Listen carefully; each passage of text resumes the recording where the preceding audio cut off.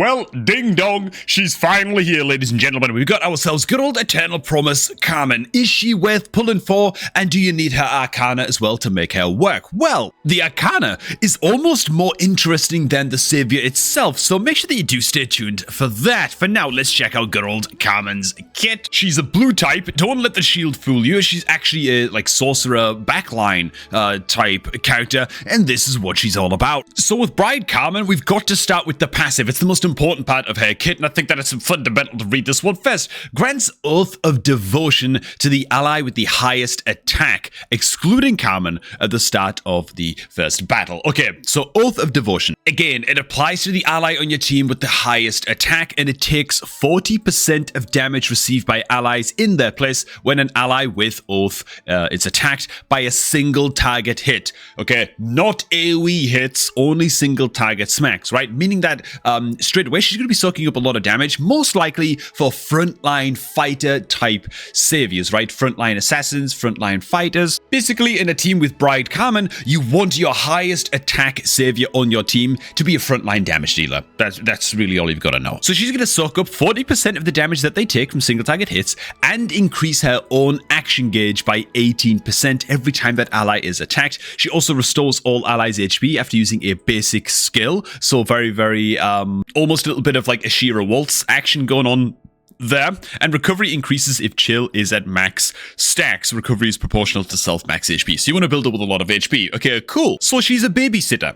She's going to keep your frontline attack damage dealers alive, and she's going to handle basically all of the healing needs for your team, is what we're looking to get out of our Carmen here. Now, the rest of her kit. Real quick, though, if you're looking to start off a Rich and Legends account with over $200 worth of free stuff, you might as well get that done right now by using the beginner promo link that's below this video at the top of the description box, man. Click on that link and use it to create your new Rich and Legends account, man, for all of the free champions that you see on screen right now. It's a double legendary, triple epic champion star. It does not get better than that. You can also find a link down below to my Raid Shadow Legends channel here on YouTube, down below in the description box as well. Click on that link and check out my videos over there. You can see all kinds of tips, tricks, and tutorials to help you get started and raid the right way, but it all starts by using that beginner link down below. Okay, man, back to Carmen. So the A1 skill, we already know, it doesn't say in the tooltip that it heals, but we know based on her passive that it heals all allies every time she uses the basic skill.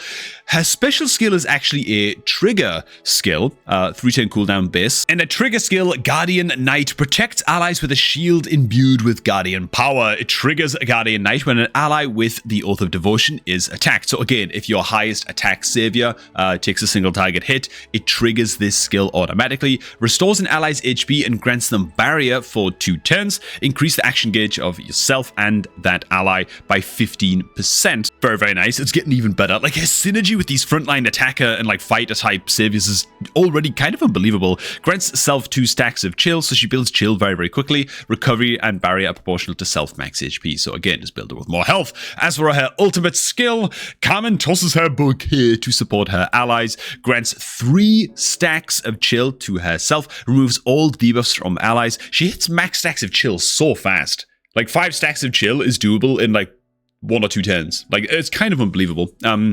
Yeah, so she restores all allies' HP, removes all debuffs from all allies, grants that ally 3 stacks of chill if the ally is moon attribute. So that's insane, right? That's crazy, man. She's gonna build stacks of chill so quick across not just herself, but the entire team as well. She's like the ultimate healer for your blue type saviors. I still think that she is a pretty good universal support, even on teams without blue saviors on them, but she's even better alongside her fellow moons. So going back to her trigger skill, her special skill for just a second, I am curious if you can reduce the cooldown of this. You can decrease the cooldown of this sucker at level 6 down to a 2-turn cooldown. Man, that's very, very, very significantly insane. Like the power jump on that, reducing a 3-turn to a 2-turn on a skill as good as this, right? Barrier, heal, and action gauge fill is absolutely insane. Like, it's gonna be very, very difficult to kill fighters and assassins that are on the front line with a Carmen on the team. As for her ultimate skill level info, yeah, you can decrease the cooldown of this as well by 1 turn, also at rank 6, so that's pretty standard stuff. It's on a 5-turn cooldown by default, so that upgrade's going to be quite important. But it's really this special skill right here that gets me sort of the most hyped for just how powerful she could well be. However, what about the Arcana. Okay, I've already alluded to the point that this might actually be very, very important to bear in mind. I should say, by the way, if you're going to go ahead and pull Carmen, how many copies of Carmen do you want to try and pull? We should probably touch on that next, actually. So pulling copies of Carmen is, of course, going to upgrade her passive skill, which is Oath. We already know what it does, right? Protects the ally with the highest attack, soaks some damage for them, bit of action gauge fill. Well, a duplicate copy of Carmen is just going to give you 5% more max HP. That's it. That's it. So one duplicate doesn't really do a whole lot of anything, okay? 2 duplicates of the Carmen start to increase the action gauge boost, okay? The first upgrade is going to take it from 18% up to 24% and a bit more max HP, and then another copy is going to take it up to 30% self-action gauge fill. And that's just every single time that ally is attacked. Honestly, this is insane. Like, I think this is absolutely mental, right? I think this is mad. I think this is so good. Like, you already think her cooldown on her trigger skill is very, very low, which it is. You can get it upgraded to a 2-turn cooldown. She's getting like 30% action gauge fill every time that attacker ally or the fighter ally that you've got in the front line is taking a hit, and she's just spamming self-action gauge fill like this and getting self-action gauge fill on her special skill as well. Like, dude, she's going to be taking turns like an absolute freak, like a mad woman. And then she's going to be spamming heals. And it's just, I think this is really good. I actually think this is really, really good, to be honest. It's also really, really nice that she's super powerful with duplicates. And I think that that's a very, very powerful effect.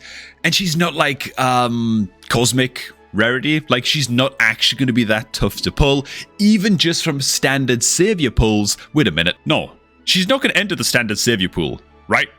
She's not going to enter the standard savior pool because she's like a time-limited savior. So if you want to pull for Carmen, you got to kind of do it now while she's in rotation. She's not going to join the standard savior pool, I don't think. Please do correct me in the comments below if I'm wrong about that. For me, I'd be satisfied with 3 copies of Carmen, but honestly, she's pretty bloody powerful even with just 1 copy. So I wouldn't say I feel like massively pressured to go ahead and pull for her. And I also definitely would not be spending guaranteed observations on a Carmen because she's not cosmic rarity, right? Who have a much, much lower pull rate, even on a rate up banner.